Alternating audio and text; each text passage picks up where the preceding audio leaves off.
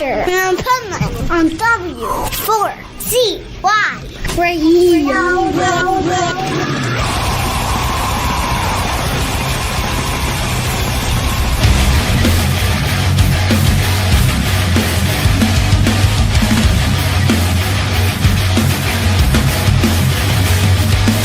Hey, it's Pipeman, the Adventures of Pipeman, W4CY Radio. Royal Republic is here at Hellfest, and they're about to do a press conference. So, let's take a watch. Hello, Royal Republic. Welcome to the hottest press conference you'll probably ever attend. It's insane. At least we've got fans. I'm Neil, by the way, from the UK, from Total Rock. I just wanted to ask you as well, Hellfest has a lot of big metal bands. You guys bring the party, you bring the dance moves. Do you think that the Hellfest audience are ready for you? And I also want to ask a follow-up question. Who in the band has the best dance moves? That would be me, without a doubt. Yeah. You want to see him now? Yes. Am I doing this? Yes, of course. You are. Yeah. You're committed now.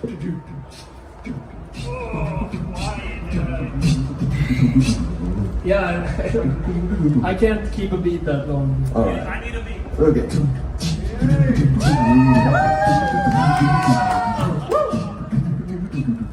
Do the worm. Alright. Bonjour. Bonjour. Hi. Merci beaucoup for the festival. My name is Dawn. I'm from America, and I'm here at Hellfest, and I wanted to ask a question. How has it been since your last Hellfest? What have you guys been working on? We never did Hellfest before. Well, then I've been misinformed. This is our first how time. you been? Yeah, we How are you wanted to enjoying do the Very festival? good. Hellfest. Throughout our whole life leading up to this point, ups and downs, strikes and gutters. Fantastic. And what can we expect with your new album? We don't know yet. No, we have there no is- idea. There is no new album, right? Or did I miss out on this? No.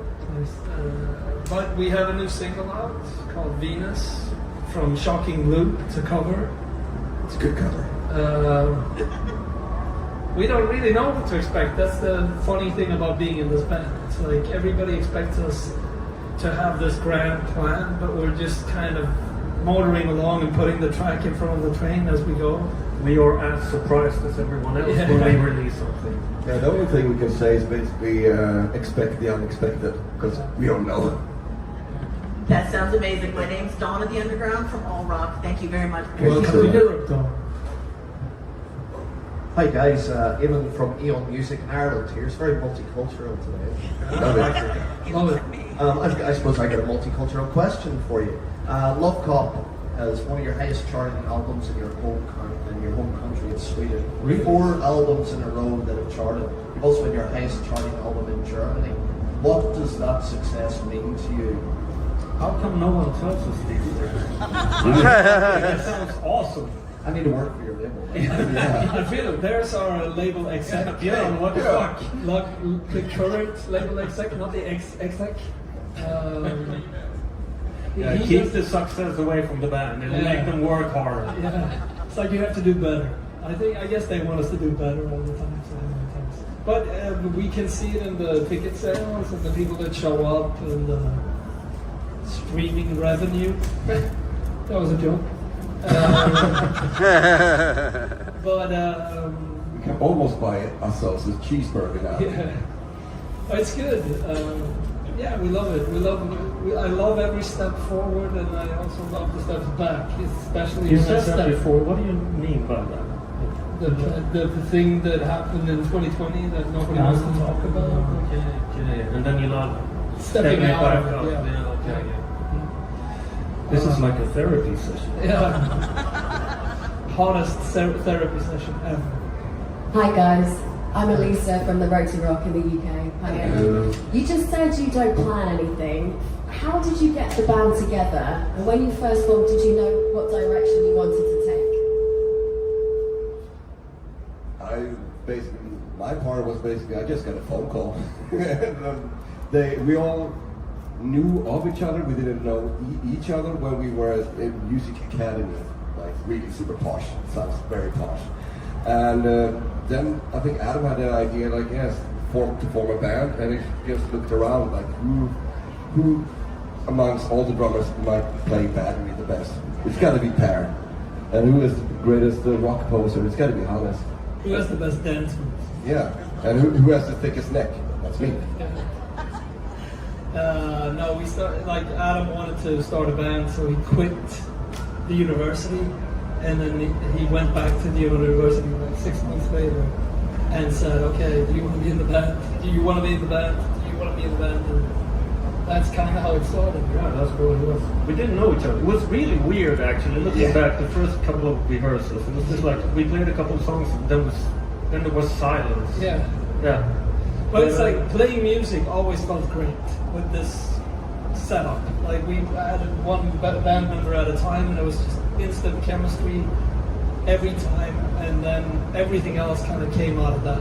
I mean, obviously now we've known each other for a long time, been through some stuff together. Yeah, it's like a second family nowadays. Yeah. With, you know, with all the nice stuff and the bad stuff. Thank you. I do have one question. You said about music academy, because in Sweden, when you are young, it's really easy to learn music, play, have some space, etc., etc. And last year we were talking with Edith from Bluesfields, and she said that things have evolved in the wrong way. Do you have more information about that? What do you think also about that? Because Sweden was a really strong country, pushing young talents to really make it as a living after that. I think there is some with the people in place in Swedish government right now. There is some cutting back on the whole cultural education thing, which is obviously very sad, and there's a lot of people being very frustrated about this, us included, I guess, or at least. Because we all started in that school. You know, I started playing drums when I was 8 years old. Somebody said, "Hey, what do you want to play?" And then you could go and or do you want to play an instrument? And I said, drums. Yeah, and it was free for all. I started playing classical piano, and you were just on your way. So. Yeah, and it's really sad that that disappears, because all of the successful musicians from Sweden went through that same education system. So yeah, I think she's onto something. It is a little, it's sad. And I heard Lisa Nilsson, that's a Swedish artist that sings in Swedish. But she says, you know, when you start cutting back on culture, you're also like starting cutting back on mental health, because a lot of people like use music to, and we hear that a lot too. Like, we never thought this band would mean anything to anybody, you know, singing about underwear and making silly puns about, you know, innuendos and stuff. But people come up to us all the time and say like, hey, you really helped me get through some tough times. And I think that's something that, you know, you're investing not just in music, you're investing in a bunch of other things as well. And I think that's important, more and more important. Yeah, and I am being given the opportunity to actually do something productive and good with your spare time when you're 14, 15, 16. I mean, that means the world. Who knows what we would have been doing if it wasn't for us being in the rehearsal room. Crack cocaine. Smashing windows. Playing Bondi. Yeah. Sweden is a legendary country for artists. The music that's coming out. You've got Ghost, you've got ABBA, you've got Max Martin. What's it like to be standing up with those people, and does that push you? Does it inspire you? Is there a Swedish act that you're like, we would like to be like those, or does it make it tougher to stand up against that type of competition? I think they kind of paved the way actually for people and bands like us, because from when we were kids, we knew that it was actually a career choice. You could actually make a living making music, and it wasn't like frowned upon. And it's not so much like go get a real job, get a haircut, get a job. It's not like that in Sweden, because we have so many great artists and successful songwriters and producers, so people know that you can actually make a living, and it's worth taking a shot at it. We all come from small cities, and all of the other bands come from small cities because there's nothing else to do. So you can either, you know, do crack cocaine or be in a band. What's the thing about cocaine all of a sudden? It's a metal festival. We're back on- trying to speak a language. We're back on the third intervention. Hello, this is Dawn from All Rock again. I just wanted to know who the genius was behind the video creations because I love watching them. So who was the genius with the ideas? We're talking about Venus. That was basically, we had the song first, and then Adam called us, the rest of the band. We had a band meeting, and it's like, to be able to make some sort of success with the song, we need movie material nowadays. It doesn't cut it anymore with just releasing a song. Everybody like, yeah, we do. And then we just tried to figure out, just brainstorming. And then we came up with like, what about corpse paint? We haven't done that before, so let's give that a go. And what about a love story with corpse paint? Now we're talking, now we're cooking. And it just kind of like naturally evolved, and basically we kind of had the script done on the morning when we started shooting. So, and it's a lot of improvisation as well. It was, as always, a tight budget and a tight time schedule. So, but we were super happy with the result as well. It's weird how we're on such a tight budget, knowing that we're number one. Yeah, oh, hey, having a good time, Björn.